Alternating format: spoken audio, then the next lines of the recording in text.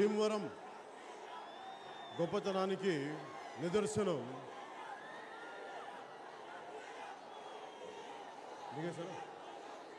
భీమవరం గొప్పతనానికి నిదర్శనం నేను వచ్చింది ఒక 2-3 రోజులు ఉందామని వచ్చాను యాక్చువల్ భీమవరం. కానీ 5 రోజులు కాదు కదా, ఇంకొక 10 రోజులు ఉన్నా భీమవరంలో అంటే అంత క్షుణ్ణంగా అర్థం చేసుకోవాలి భీమవరాన్ని. నేను గోదావరి జిల్లాల్లో పెరగలేదు. గోదావరి జిల్లా నాన్నగారిదైనా కానీ మా తాతగారిదైనా కానీ ఇక్కడ నేను పెరిగింది చాలా ఒక 2 సందర్భాలు వచ్చాను నర్సాపూర్కి.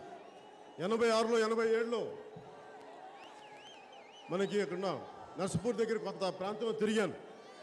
కానీ నాకు రాజకీయాల్లోకి వచ్చాక నాకు మనస్ఫూర్తిగా గోదావరి జిల్లాలు, ఎందుకంటే గోదావరి జిల్లాకి దిష్టి తగిలింది. దిష్టి ఎందుకు తగిలింది చెప్తాను. ఎక్కడికి వెళ్ళినా కానీ గోదావరి జిల్లా అంటే మీకే ఉభయ గోదావరి జిల్లాలు ఉన్నాయి.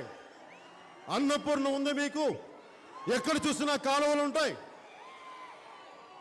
సర్ ఆర్థర్ కాటన్ చేసిన మొత్తం డెల్టా మయంగా చేశారు అని అని అని అని మన గోదావరి జిల్లాలకు దిష్టి పెట్టేశారు.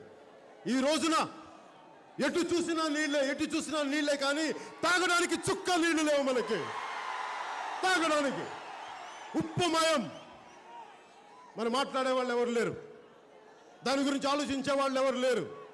ఈ రోజున స్వచ్ఛ భారత్ అని చెప్పి దేశమంతా ప్రధానమంత్రి నరేంద్ర మోదీ గారు ముక్త కంఠంతో అరుస్తూ ఉన్నారు.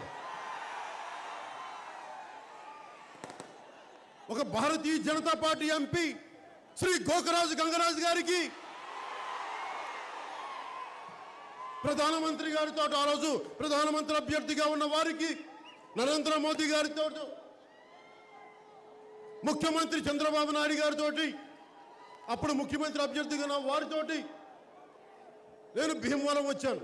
ఆ రోజు నేను కోరుకుంది ఏంటంటే ఒక స్వచ్ఛమైన పాలన రావాలని, తాగడానికి నీళ్లుండే గోదావరి రావాలని.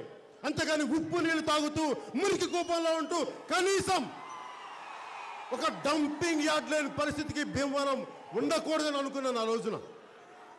కానీ గోకరాజు గారికి కూడా వారి బంధువులు ఎవరు అడిగారు, పవన్ కళ్యాణ్ మా క్యాంపెయినింగ్కి రావాలంటే ఎంత తీసుకుంటాడని చెప్పి. నేను చెప్పాను, పవన్ కళ్యాణ్ అనే వ్యక్తి నా స్నేహితులకి ఎవరు చెప్పారు, గోకరాజు రంగరాజు గారికి పవన్ కళ్యాణ్ క్యాంపెయిన్ చేయాలంటే ఎంత డబ్బులు తీసుకుంటాడని. నా స్నేహితులు వాళ్ళకి ఒకటే చెప్పారు, నువ్వు ప్రేమతో పిలువు, పవన్ కళ్యాణ్ వస్తాడు. డబ్బుతో పిలిచావా?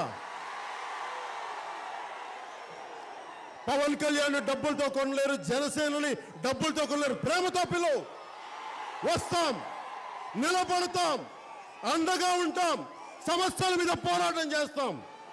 కానీ ఆ రోజు నేను కోరుకుంది కూడా మనస్ఫూర్తిగా ఒక ఎంపీ నిలబడతారు, అండగా ఉంటారని చేశాను. కానీ స్వచ్ఛ భారత్ పేరు మీద కనీసం స్వచ్ఛ భారత్ పేరు మీద ఒక ఎంపీ ఉండి, భారతీయ జనతా పార్టీ ఎంపీ, ఇక్కడి నుంచి మనందరం ఓట్లేస్తే గెలిచిన అభ్యర్థి ఒక డంపింగ్ యార్డుకి స్థలం చూడలేకపోయారు ఈ రోజుకి.